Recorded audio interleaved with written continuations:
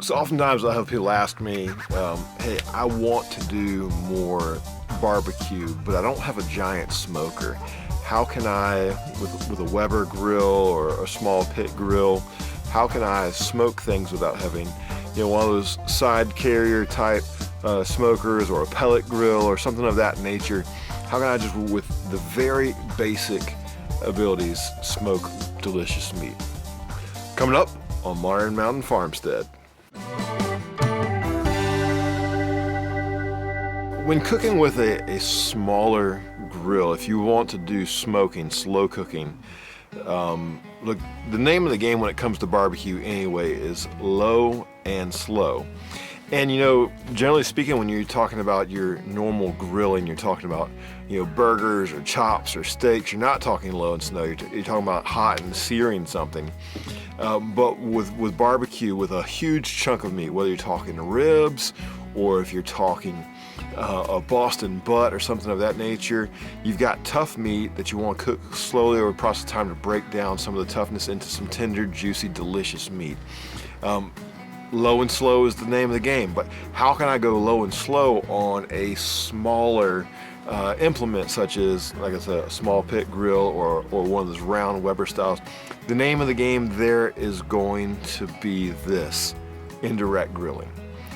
Indirect grilling, but not grilling, smoking. So if I was going to set up for indirect grilling, I would use way more charcoal because I'm grilling just indirectly. But since I'm going low and slow and I'm smoking, the name of the game, once again, is going to be that same indirect setup, just with lower temperatures, less material burning. Right now, in this one pit grill right here, I've got one Boston butt, barbecuing that for an event I've got going on later this weekend. I just had some time, so I'm cooking it in advance. And then in addition to that, I was like, man, I've already got the pit hot. Let's barbecue a few other things. And so I've got 4 racks of lamb rib going on there. Let's jump in and look at what that looks like on something of this size doing indirect smoke. All right, one of the things I want to point off right off the bat, that is not an accurate temperature. It is not 700 degrees in there. That thermometer is broken. Let's hop in and see what I've got going on.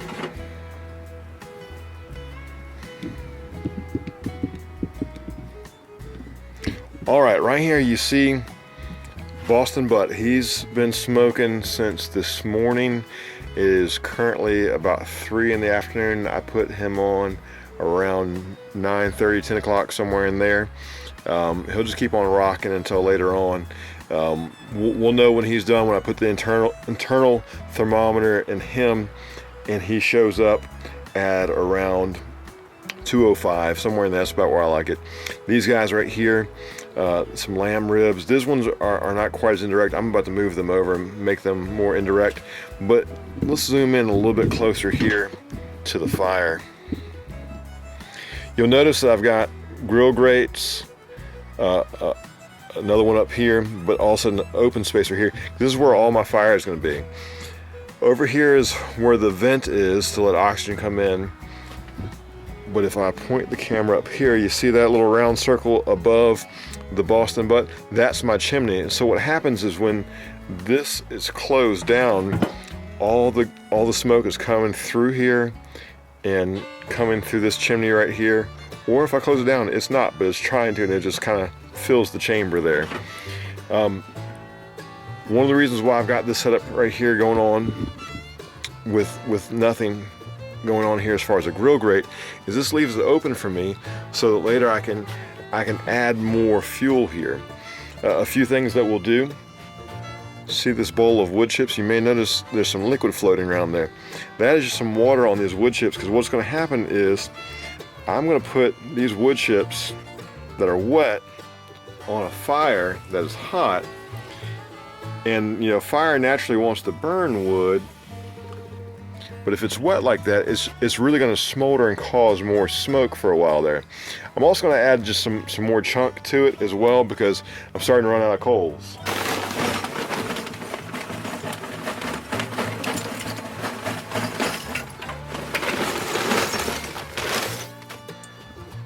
So it's already doing its thing. I'm going to move that rib right there.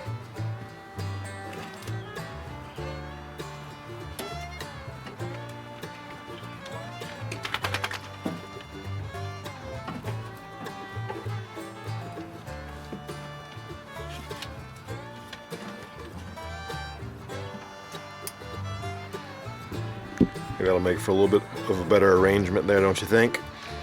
I see it's already getting smokier in there. We're gonna close it down and let that magic happen. You see what this particular setup is designed for. It's got one chamber that is a propane grill. It's got a propane burner over here. See, I've got my charcoal chimney sitting on it. That's how I lit my charcoal before I dumped it into that one little spot over there. It's got the second chamber that's just charcoal, and actually this one you can buy an addition where you can put one of those smoking chambers on the side. And when I originally bought this grill, I thought to myself, man, I'm gonna have to invest in one of those smoking chambers. It's gonna be hard for me to find a grill cover to cover this whole big grill as well as the smoking chamber.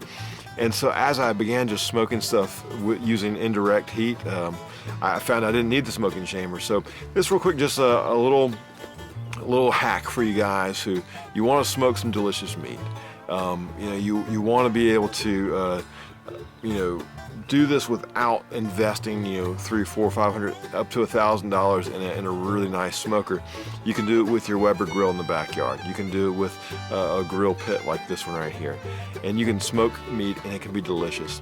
So I highly recommend, don't put off until you can afford a grill. Don't put off until you can afford when your tax return comes. Go ahead and start smoking meat now. I just showed you I've got a Boston butt as well as 4 racks of rib going on in there. Earlier this morning when we very first started, I threw some sausage in there and directly grilled that over the flame. So I was indirectly smoking while I was directly grilling. So that's a little way you can make little snacks while you're smoking. Because man, like I said, smoking's an all-day event. It's something you do. I usually choose to do smoking on days that I'm stuck at home, whether I'm doing yard work, it's my day off. Today I'm dad duty. My wife is away at a women's conference and I'm here with the kids, and so all right, well, we're gonna eat some meat. I'm gonna smoke some meat. I'm gonna get all kinds of little odds and ends done in the garden and in the house and in the yard. But man, smoking not only does it make a delicious meal, I tell you, it's one of the, when it comes to like smoking Boston butts and things like that, when it comes to price per pound, you can make a lot of meals for cheap if you know how to smoke meat, and you can make some delicious meals. So go ahead, like I said, recipes, there's so many different recipes, so many different rubs, so many different ways of doing things, depending on where you're from. Some people are going to just dry rub it and that's it. Some people are going to rub it, smoke it for a certain amount of hours, then wrap it. Some people are going to wrap it in tinfoil. Some people are going to wrap it in brown paper. Some people, all kinds of methods.